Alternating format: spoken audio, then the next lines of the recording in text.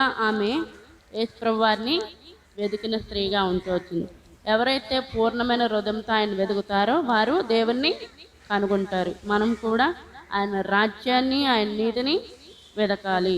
రెండవది, యేసుక్రీస్తు ప్రభు వారి కోసం ఆమె ఏడుస్తూ అక్కడ తిరుగుతూ వస్తున్నప్పుడు దేవదూతల యొక్క సంభాషణ తర్వాత యేసుప్రభు వారు ఆమె వెనకాలే ఉండడము, ఇవన్నీ మనం చూస్తూ వస్తాం.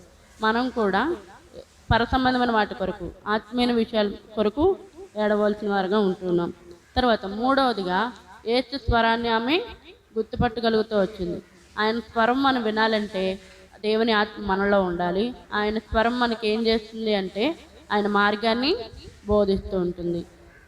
తర్వాత నాలుగవదిగా చూసినట్లయితే దేవుని యొక్క మొదటి స్వాతికురాలుగా అంటే యేసు పునరుత్థానం తర్వాత ఆ విషయాన్ని వెల్లడిపరిచిన స్త్రీలో ఎవరున్నారంటే మగ్దలేని మరియ.